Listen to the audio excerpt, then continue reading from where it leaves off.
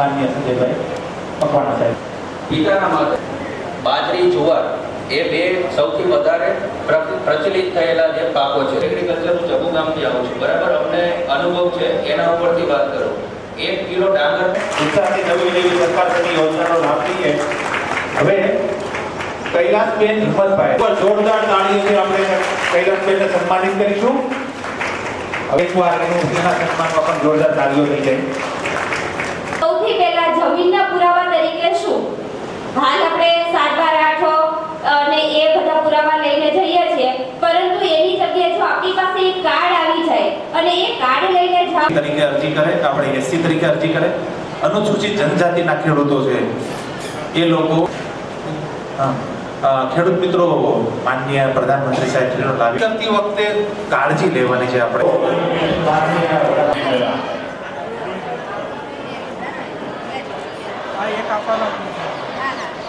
माँ कामाख्या के पहले माँ कामाख्या की इस पावन भूमि पर મિલેટ્સ મેળાનું જે આયોજન કરવામાં આવ્યું બોડેલી તાલુકાના જે એપીએમસી માર્કેટ યાર્ડની અંદર, તો ત્યાં જે હલકા ધાન્ય પાકો વિશેના જે ખેડૂતોને અંદર જાગૃતિ આવે અને ખેડૂતો મિલેટ્સ તરફ ધ્યાન આપે અને જે આપણી જે વિસરાતી જે આપણા જે ખોરાકમાં જે દૈનિક ખોરાકમાં ઉપયોગમાં લેવાતા આપણા જે પાકો હતા આજથી લગભગ 20-25 વર્ષ પહેલાં, તો એ લુપ્ત થતી જે કંઈ પણ બીજ જે આપણા ખેતીમાં ઉપયોગ કરવા માટે જે બીજ આપણું જે લુપ્ત થતું હતું એને બચાવવા માટે અને ખેડૂતો ફરી એ હલકા ધાન્ય તરફ વળે અને દૈનિક ખોરાકમાં એની માત્રા ખૂબ જ ઉપયોગી હોવાથી એનો ખેતીમાં ઉપયોગ કરી અને ફરી દૈનિક આહારની અંદર એનો ઉપયોગ થાય અને આપણું જે કંઈ પણ બાળ કુપોષણ છે એની અંદર પણ ખૂબ સારામાં સારું એના પરિણામો છે. તો આજે ખાસ તો પ્રાકૃતિક કૃષિના સ્ટોલ પણ આપણે કરેલો છે, જેની અંદર ફળ શાકભાજી અને તમામ પ્રકારની આપણી પ્રાકૃતિક કૃષિ ઉપજમાંથી જે કંઈ પણ આપણું ગૌ આધારિત ખેતીમાંથી જે પકવેલ ફળ અને શાકભાજી આપણે વેચાણ કેન્દ્રની અંદર મૂકેલું છે.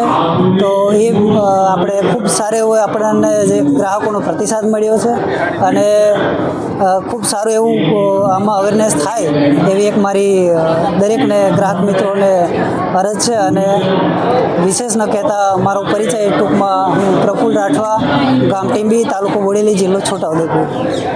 આજરોજ બોડેલી ખાતે એપીએમસી મુકામે મિલેટ મેળાનું આયોજન કરવામાં આવ્યું હતું.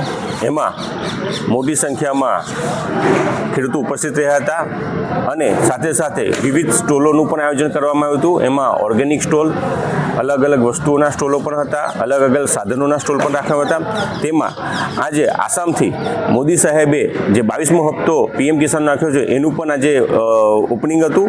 એ વિડીયો માધ્યમથી એ પણ બતાવવામાં આવ્યું હતું તથા આજે ખેડૂતોને અમારા વિભાગના તથા લાઇન ડિપાર્ટમેન્ટ અન્ય વિભાગો દ્વારા પણ માહિતગાર કરવામાં આવ્યા હતા અને આજે મોટી સંખ્યામાં ખેડૂતોએ ભાગ લઈને ખૂબ માર્ગદર્શન મેળવ્યું હતું.